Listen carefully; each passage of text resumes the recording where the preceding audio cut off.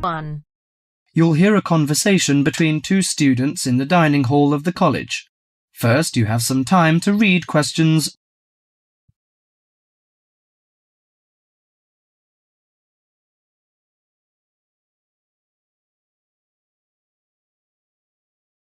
Now listen carefully to the conversation and answer questions.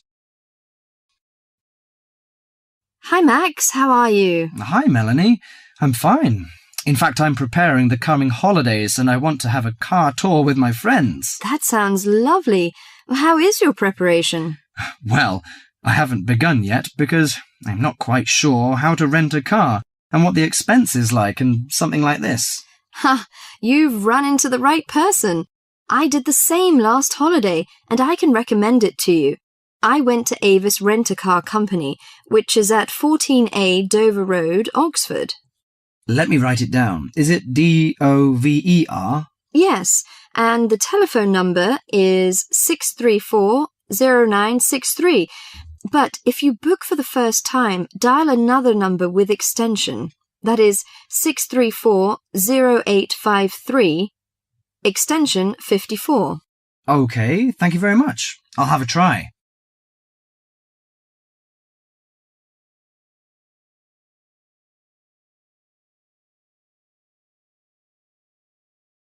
Before you hear the rest of the conversation, you have some time to read questions 5.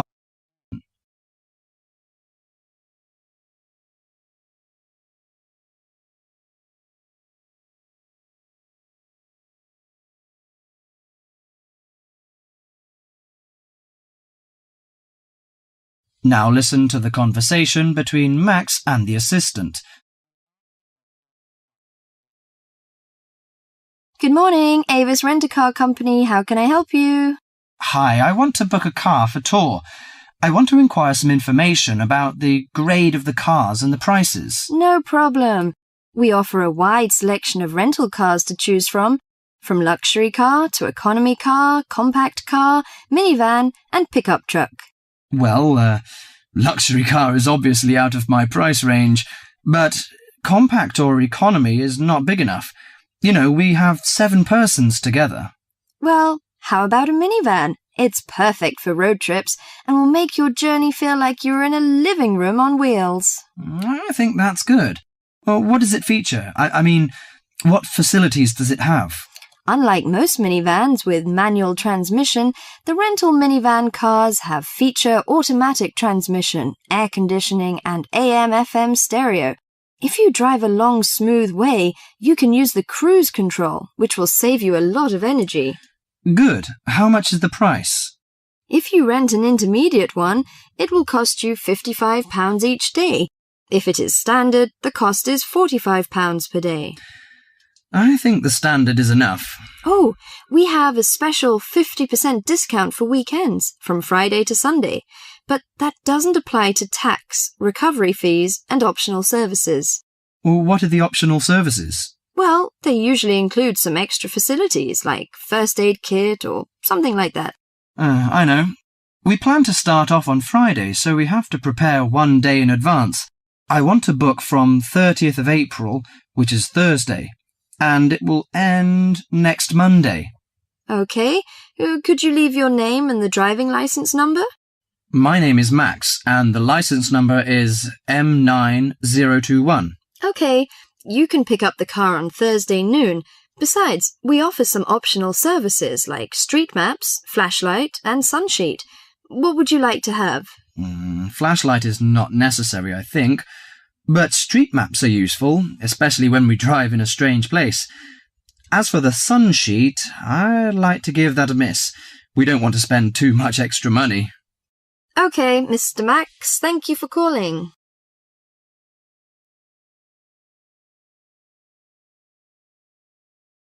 That is the end of part 1.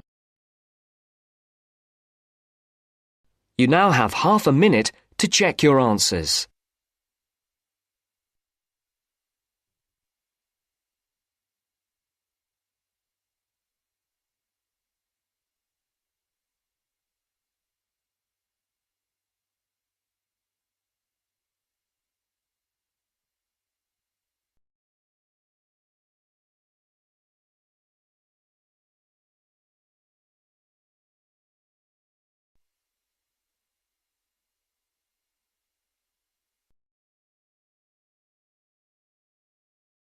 Now turns to Part 2. Part 2. You'll hear someone talking to a group of university students. First, you have some time to look at questions 11 to 17.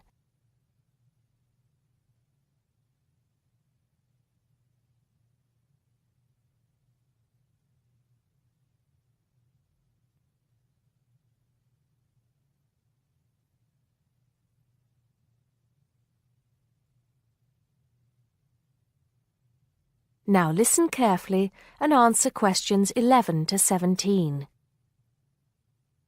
Good morning, everybody, and welcome to Upton University. I hope you are settling in and beginning to find your way around. I know how confusing it can be when you start life at university, and that's why we have Freshers Week to help you find your feet. Before I go any further, I should perhaps introduce myself. My name is Sally Jackson, and I am the Secretary of the Students' Union, which has organized this week of events for you. You will usually find me in the office on the first floor of this building when I'm not attending lectures. Anyway, down to business. Of course, there are a few things that you are obliged to get done during your first week here. But once you've opened a bank account, if you haven't got one already, seen your director of studies to discuss which courses you are going to take, and signed up with a doctor, there will be plenty of time left to enjoy the events we have arranged for the week. And have we got a lot lined up for you? Throughout the week from Monday to Friday, every morning starting at 10 a.m., there will be orientation and welfare events. These will include tours of the campus, which, as you have probably noticed, is the size of a small town with 9,000 residential students, as well as sessions on developing study skills. We also have tours of Upton itself arranged for you, with a bus leaving from outside this building every afternoon at 5 o'clock. There are a number of interesting things to do and see in and around Upton, so you can expect visits to the castle and museum as well as the popular Ghost Walk. You'll need to sign up for this one, as numbers are limited. Just put your name on the list on the notice board in the entrance lobby. An important event is scheduled for Monday, that's the day after tomorrow, when we will be holding the academic fair.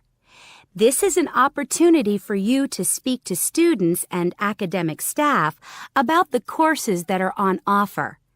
The academic fair starts at 1 o'clock, by the way. There are a couple of other fairs that I think will interest you. First of all, we have the Societies Fair on Tuesday the 16th, which I think is an absolute must. You might not believe it, but the university has over 150 societies and sports clubs you can sign up for, so you are sure to find something of interest to you. That also starts at 1 o'clock, and it will be here in the Union Building. Also in this building is the Trade Fair on Wednesday from 2 until 5 in the afternoon. This one might sound a bit strange because you will find a load of banks and other businesses here trying to get your custom. You will find plenty of bargains and, best of all, a lot of the businesses give away stuff for free. Before you hear the rest of the talk, you have some time to look at questions 18 to 20.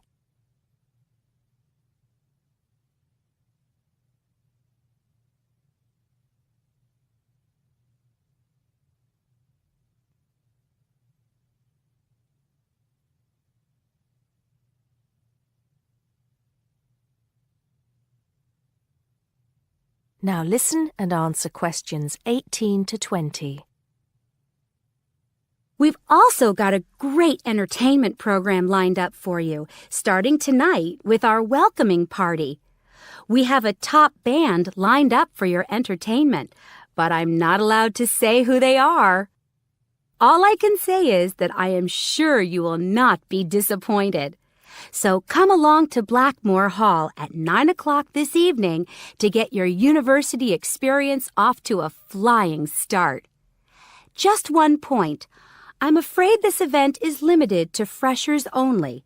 Because of space restrictions, you can't bring a friend tonight. Sorry about that.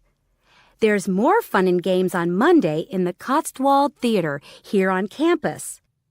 We have booked two of the cleverest comedians in the country, Paul Frazier and Jenny Brown, for a 3-hour show.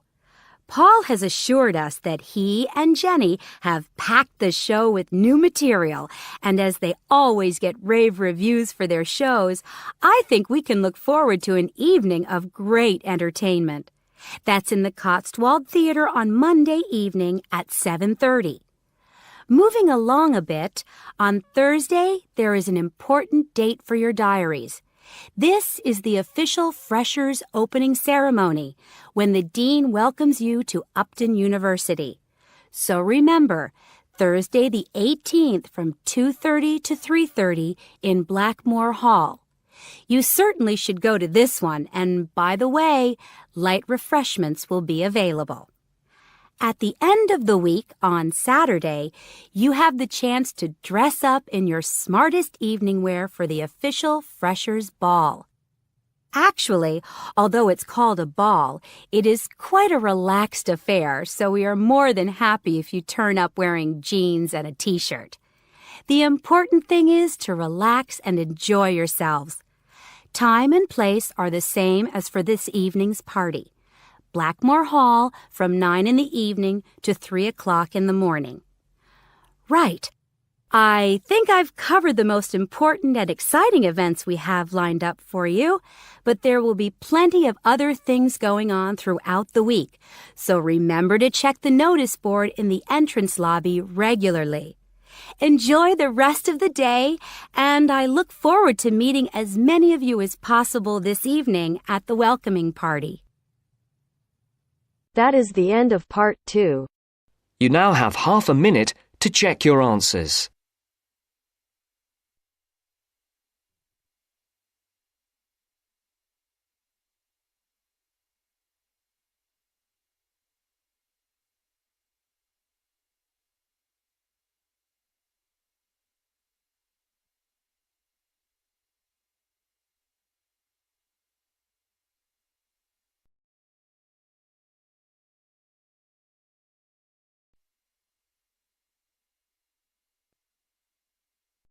Now turns to Part 3.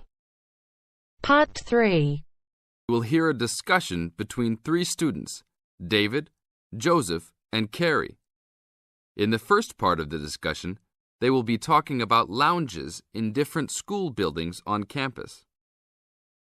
First look at questions 21 to 24.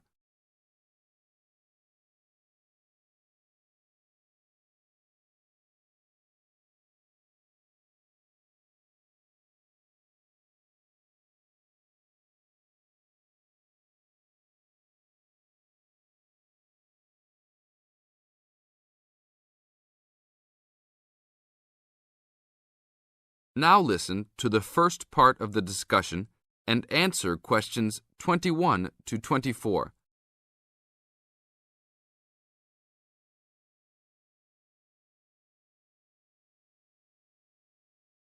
Hey, Joseph. Long time no see. How's it going? Oh, hey, David. It's going fine. I'm a little overwhelmed with all these new courses, but I'm hanging in there. Have you met my girlfriend, Carrie? No. Hi, Carrie. Hi, David. Joseph told me about you. You two had quite the time last semester in European history, I hear. Yeah, we like to hang out after class. Now it's a little harder, though. Lounges aren't as good as they were back there in Wilson Hall. Yeah, they had chairs, couches, and tables to put your stuff on. And that lounge was full. There must have been 25 seats in there. Really? The lounge in Jones Hall, where I have my communications course, only has about 10 chairs. It's awful. We all just stand around or leave.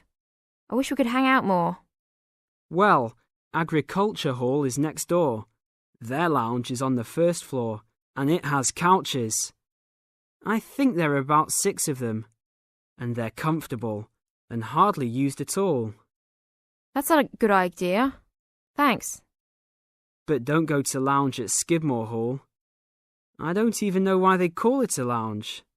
It's just 4 chairs in the corner of the main walkway. In the second part of the discussion, David, Joseph, and Carrie continue talking about conducting a survey. Before you hear the rest of the talk, you have some time to look at questions 25 to 30.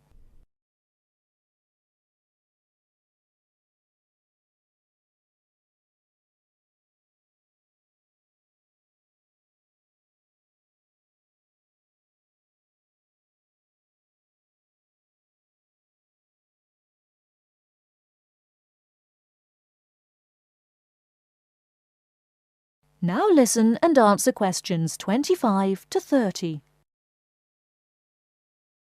Guys, we should really do something about those lounges. I mean, couldn't we gather signatures and try to get the university to improve some of the facilities? Yeah, that's a great idea. But we can't just say something random like, oh, you need to make the buildings nicer.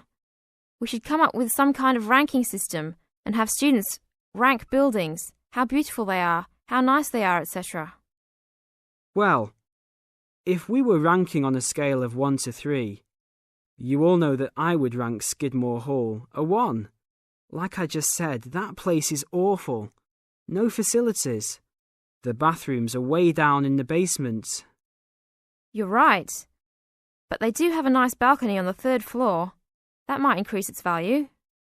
But you shouldn't rank the architecture. You should rank how nice the building is for students to hang out in. Oh, okay, then I agree with you. So should we do this?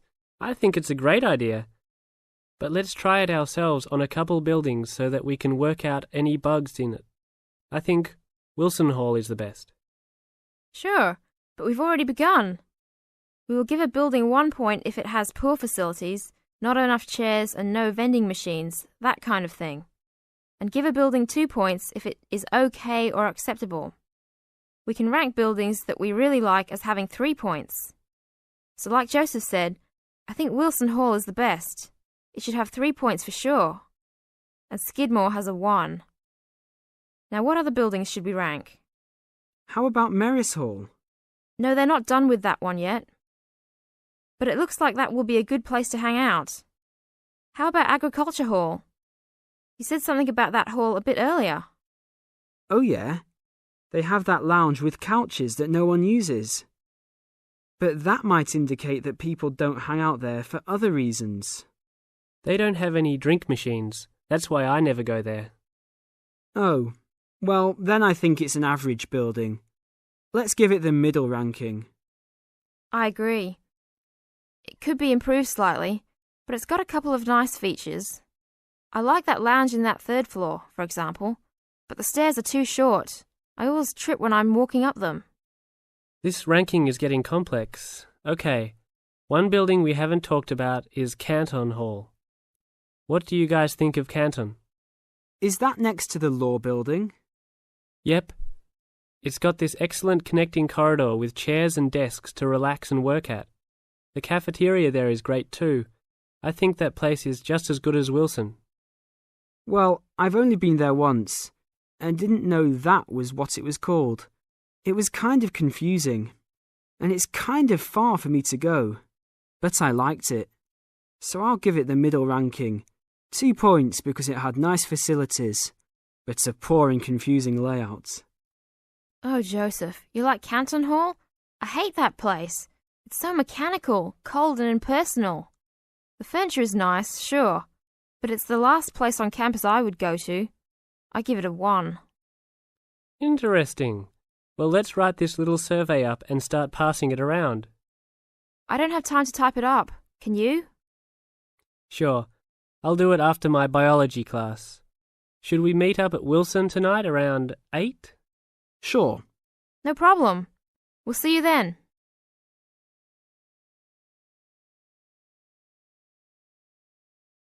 That is the end of part 3.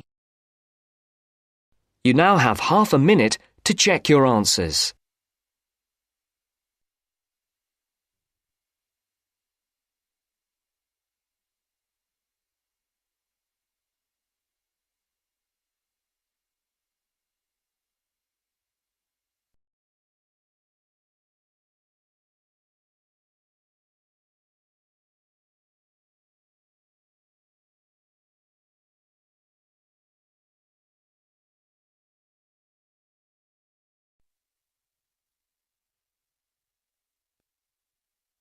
Now turns to Part 4.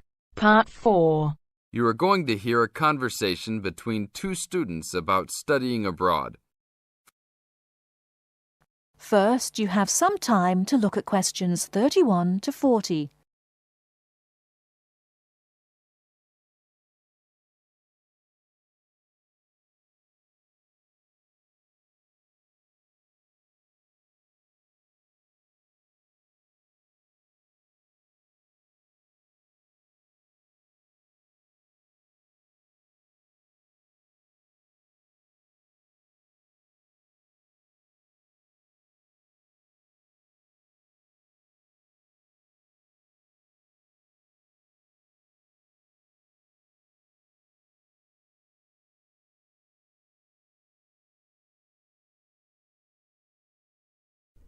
Now, listen carefully and answer questions 31 to 40.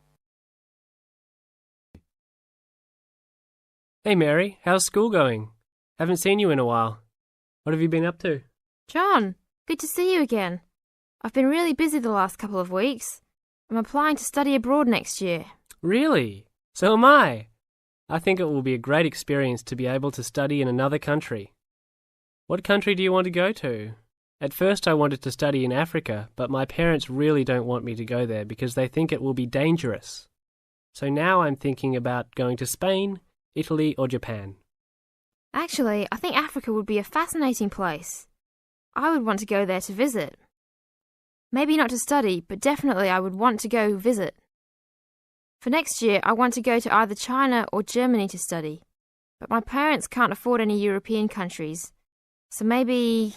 Why China or Germany?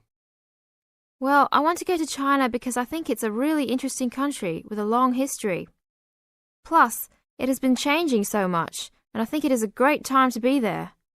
I really want to improve my Chinese also, and I've been taking Mandarin courses the last 2 semesters. I would want to go to Germany because my mother is German, and I want to learn more about my cultural background. How about you? Why the countries you chose? Well, I want to go to a Spanish-speaking country. I took Spanish in high school, so I figure if I go to a Spanish-speaking country, I'll be better off knowing some of the language already. But I have already been to Mexico many times, and South American countries don't have classes for my major, except for Brazil, but they mostly speak Portuguese there. I would want to go to Italy because I want to do a study about ancient Roman civilization. It has always been a dream of mine to go and see Pompeii and the volcanic ruins. Plus, my family has Italian roots and I love Italian food. I want to go to Japan mainly because my girlfriend was born in Japan and always tells me all of these fascinating stories about Japanese history and culture. I am a big fan of sumo wrestling also, so I've always wanted to see a sumo match in person. I really love sushi and almost all Japanese food. Recently, I have started to watch some Japanese baseball too. But of course, these are all secondary reasons. My main reason is of course my girlfriend and understanding her culture. I don't speak any Japanese though, so that is my major drawback. I think it is much better to go to a country if you can speak the language. That's great. When do you have to decide by? I have to finish all my applications this week. I'm really stressed trying to finish everything, on top of all my schoolwork. I'm almost done with my applications. I just have to finish the Italy application. I think my last choice is Italy, so I'm doing that one last. How long do you want to go for?